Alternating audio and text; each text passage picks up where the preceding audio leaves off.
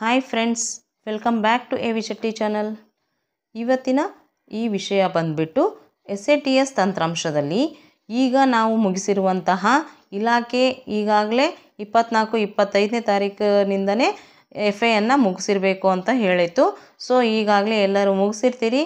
Valuation ಮಾಡಿ ಇನ್ನೇನು ಮಾಡಬೇಕಾಗಿದೆ, ನಾವು SATS ತಂತ್ರಾಂಶದಲ್ಲಿ FA ಮಾರ್ಕ್ಸನ್ನು ಎಂಟ್ರಿ ಮಾಡಬೇಕಾಗಿದೆ.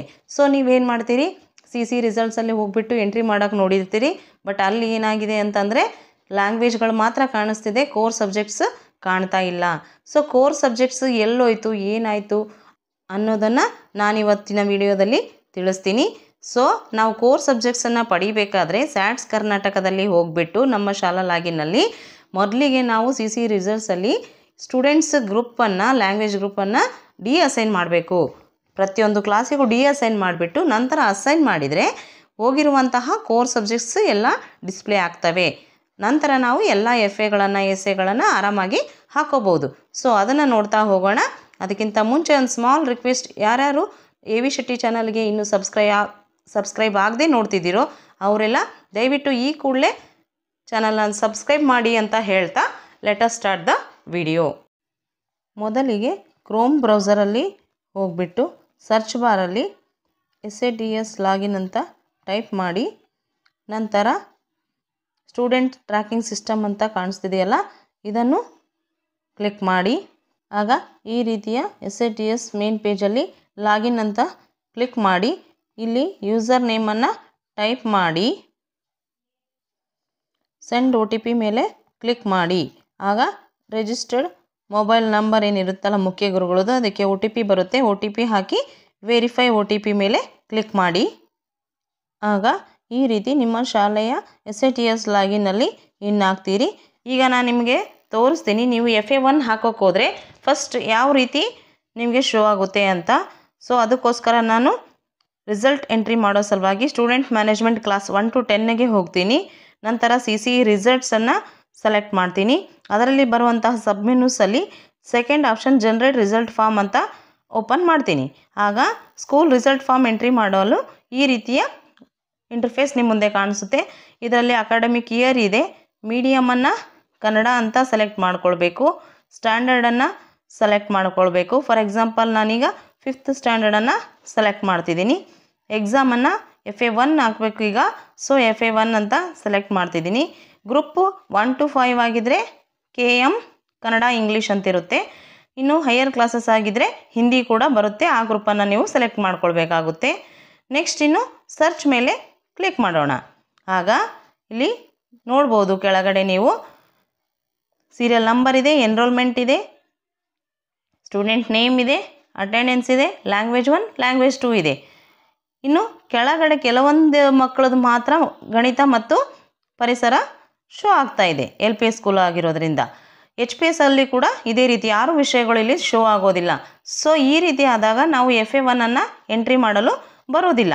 ಇದನ್ನು ನಾವು ಸರಿಪಡಿಸಬೇಕು ಅಂತಂದರೆ ಮೊದಲು ನಾವು ಈ ಲ್ಯಾಂಗ್ವೇಜ್ ಗ್ರೂಪ್ಸನ್ನು ಈ ತರಗತಿಗೆ ಅಸೈನ್ ಮಾಡಬೇಕಾಗುತ್ತೆ.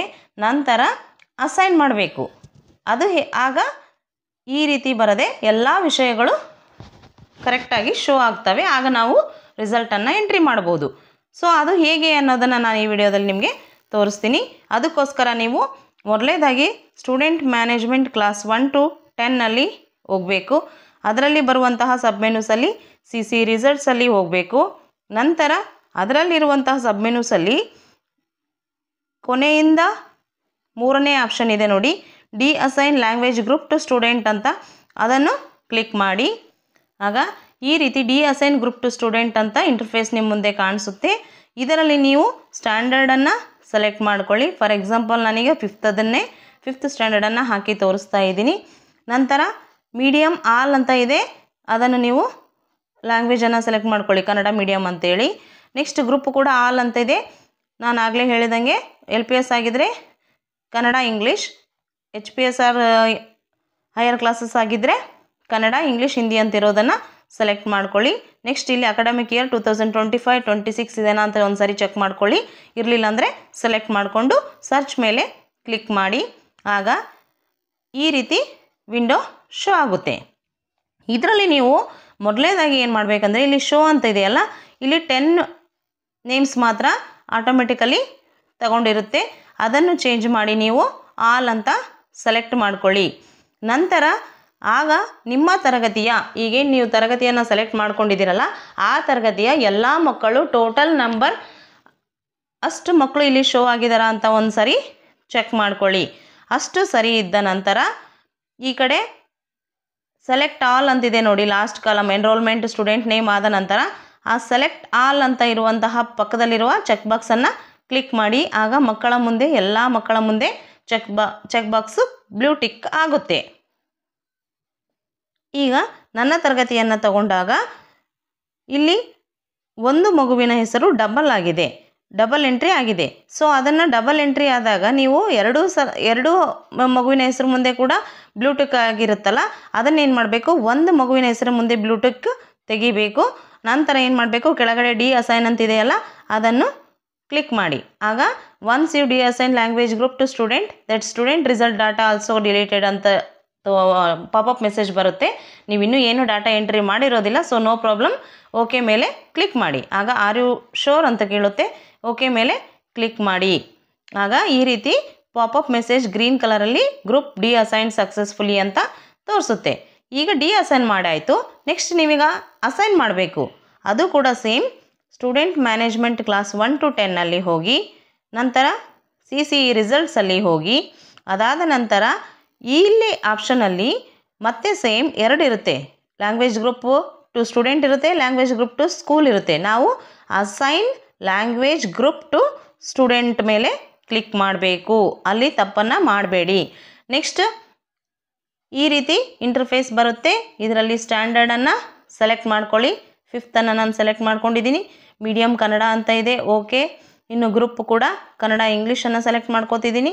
ಇಯರ್ ನೋಡಿ, ಇಲ್ಲಿ ಅಕಾಡೆಮಿಕ್ ಇಯರ್ 15-16 ಇದೆ. ನಾವು ಇದನ್ನು 25-26 ಅಂತ ಸೆಲೆಕ್ಟ್ ಮಾಡ್ಕೊಳ್ತಿದ್ದೀನಿ. ನೆಕ್ಸ್ಟ್ ಸರ್ಚ್ ಮೇಲೆ ಕ್ಲಿಕ್ ಮಾಡೋಣ. ಆಗ ಈ ರೀತಿಯ ಫುಲ್ ನೇಮ್ಸ್ ಬರುತ್ತೆ. ಬಂದಿದ್ದಿಲ್ಲ ಅಂದರೆ ಶೋನಲ್ಲಿ ಆಲನ್ನು ಸೆಲೆಕ್ಟ್ ಮಾಡ್ಕೊಳ್ಳಿ. ಎಲ್ಲ ಮಕ್ಕಳು, ಆ ತರಗತಿಯ ಎಲ್ಲ ಮಕ್ಕಳು ಶೋ ಆಗುತ್ತೆ. ನೋಡಿ, ಈಗ ಈ ತರಗತಿಯಲ್ಲಿ ನನಗೆ ಕರೆಕ್ಟಾಗಿ 29 ಮಕ್ಕಳು ಬಂತು. ಆ ಡಬಲ್ ಇರುವಂಥ ಮಗುವಿನ ಹೆಸರು ಈಗ ನಾವು ಸಿಂಗಲ್ ಆಗಿ ಬಂದಿದೆ, ಸೊ ಅದಕ್ಕೋಸ್ಕರ ಸರಿಯಾಗಿ ಬಂದಿದೆ. ಈಗ ನಾವೇನು ಮಾಡಬೇಕು ಅಂತಂದರೆ, ಇಲ್ಲಿ ಆ್ಯಕ್ಷನ್ ಕಾಲಮಲ್ಲಿ ಆ್ಯಕ್ಷನ್ ಆಲ್ ಅಂತಿದೆಯಲ್ಲ, ಅಲ್ಲಿ ಚೆಕ್ ಬಾಕ್ಸನ್ನು ಕ್ಲಿಕ್ ಮಾಡಿ. ಆಗ ಎಲ್ಲ ಮಕ್ಕಳ ಹೆಸರು ಮುಂದೆ ಮತ್ತೆ ಬ್ಲೂ ಟಿಕ್ ಆಗುತ್ತೆ. ಕೆಳಗಡೆ ಅಸೈನ್ ಮೇಲೆ ಕ್ಲಿಕ್ ಮಾಡಿ. ಆರ್ ಯು ಶೋರ್ ಅಂತ ಕೇಳುತ್ತೆ, ಓಕೆ ಅಂತ ಕೊಡಿ. ಆಗ group successfully assign to the student ಅಂತ ಪಾಪಪ್ ಮೆಸೇಜ್ ಗ್ರೀನ್ ಕಲರಲ್ಲಿ ಬಂತು. ಸೊ ಈಗ ಅದೆಲ್ಲ ಸರಿ ಹೋಗಿರುತ್ತೆ. ಚೆಕ್ ಮಾಡೋಣ ಬೇಕಾದರೆ. ನಾವೀಗ ಸ್ಟೂಡೆಂಟ್ ಮ್ಯಾನೇಜ್ಮೆಂಟ್ ಕ್ಲಾಸ್ 1 to 10 ಹೋಗಬೇಕು. ನಂತರ CCE ರಿಸಲ್ಟ್ಸಲ್ಲಿ ಹೋಗಬೇಕು. ಈಗ ನಾವು ಮಾರ್ಕ್ಸನ್ನು ಎಂಟ್ರಿ ಮಾಡಬೇಕಿದೆ, FA1. ಸೊ ಅದಕ್ಕೋಸ್ಕರ ಜನರೇಟ್ ರಿಸಲ್ಟ್ ಫಾರ್ಮ್ ಅಂತ ಕ್ಲಿಕ್ ಮಾಡಿ.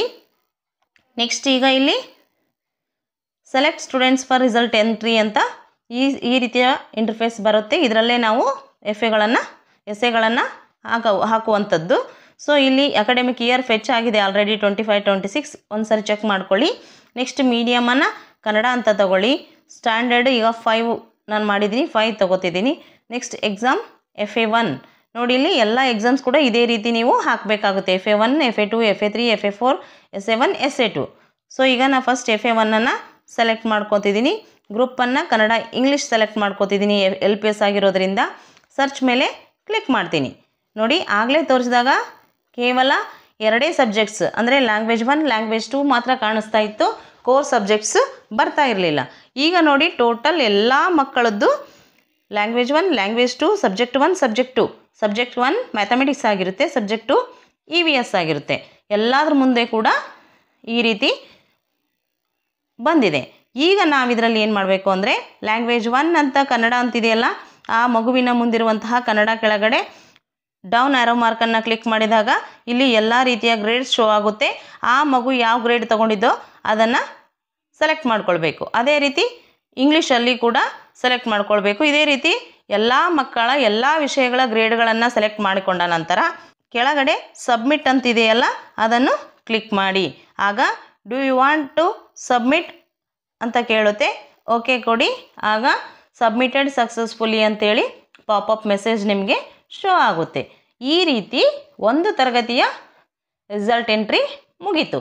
ಸೊ ಇದೇ ರೀತಿ ನೀವು ಫಸ್ಟಿಗೆ ಏನು ಮಾಡ್ಕೊಳ್ಬೇಕಾಗುತ್ತೆ, ಪ್ರತಿಯೊಂದು ನಿಮ್ಮ ಶಾಲೆಯಲ್ಲಿ ಎಷ್ಟು ತರಗತಿಗಳಿವೆಯೋ ಆ ಎಲ್ಲ ತರಗತಿಗಳ ಲ್ಯಾಂಗ್ವೇಜ್ ಗ್ರೂಪ್ ಸ್ಟೂಡೆಂಟ್ಸ್ ಮೊದಲು ಡಿಅಸೈನ್ ಮಾಡಿಬಿಟ್ಟು ನಂತರ ಅಸೈನ್ ಮಾಡ್ಕೊಳ್ಬೇಕು.